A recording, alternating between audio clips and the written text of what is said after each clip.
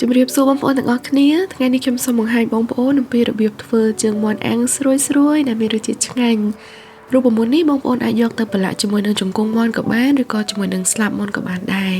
ហើយរសជាតិរបស់វាគឺដូចជាស្លាប់មាន់អាំងឬក៏ជង្គង់មាន់អាំងដែលខ្ញុំធ្លាប់ញ៉ាំកាលខ្ញុំនៅរៀនគេច្រើនតែធ្វើលក់នៅតាមសាលារៀនហើយទឹកជ្រលក់របស់គេគឺទឹកអំបិលម្រេចរាវៗបងប្អូនខ្លះប្រហែលជានឹកចាំរសជាតិបែបហ្នឹងឥឡូវនេះសូមតាមដានទស្សនាវីដេអូទាំងអស់គ្នាជាដំបូងខ្ញុំនឹងបុកខ្ទឹមស3កំពឹសហើយនឹងខ្ទឹមក្រហម2កំពឹសពេលដែលវាម៉ត់ល្អហើយខ្ញុំដាក់ស្ករត្នោត1ស្លាបព្រាកាហ្វេកន្លះបន្ទាប់មកខ្ញុំកូរវាឲ្យរលាយចូលគ្នាសព្វល្អជាមុនសិនដោយបងប្អូនឃើញអញ្ចឹងខ្ទឹមសនិងខ្ទឹមក្រហមរបស់ខ្ញុំគឺម៉ត់ល្អមែនតើបន្តមកទៀតខ្ញុំដាក់ទឹកត្រី1ស្លាបព្រាបាយទឹកស៊ីអ៊ីវ1ស្លាបព្រាបាយហើយទឹកម្ទេសដបនឹងចំនួន3ស្លាបព្រាបាយហើយនឹងទឹកប្រេងខ្យង1ស្លាបព្រាបាយបន្ទាប់មកខ្ញុំកូរគ្រឿងនឹងឲ្យចូលគ្នាសព្វជាមុនសិន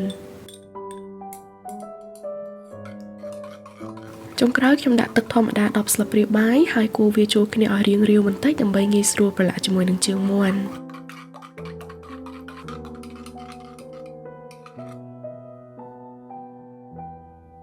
ចំណែកនេះគឺជាជើងមាន់ចំនួនកន្លះគីឡូខ្ញុំបានកាត់កញ្ចក់វាចេញរួចហើយពុះវា1ជា2ឲ្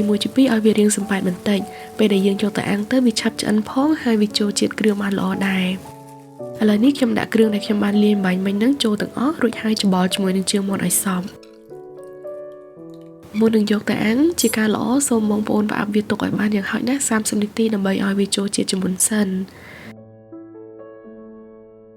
ឥឡូវនេះដល់ពេលដែលខ្ញុំយកជើងមាន់ទៅអាំងហើយថ្ងៃនេះខ្ញុំអាំងនៅលើចង្ក្រានធ្យូងដើម្បីឲ្យវាកាន់តែមានក្លិនឈ្ងុយប៉ុន្តែបើសិនជាបងប្អូនចង់អាំងវានៅក្នុង air fryer ក៏បានឬក៏នៅក្នុង oven ក៏បានដែរហើយដើម្បីឲ្យជើងមាន់មានពណ៌ក្រហមល្អថែមទាំងមានរសជាតិឆ្ងាញ់ជាមកកម្រិតទៀតពេលដែលយើងអាំងវាយើងគួរយកគ្រឿងប្រឡាក់ដែលនៅសល់នោះមកលាបពីលើវាចុះឡើងហើយប្រែជើងមាន់នឹងទៅមកដើម្បីឲ្យវាឆ្អិនសព្វកន្លែង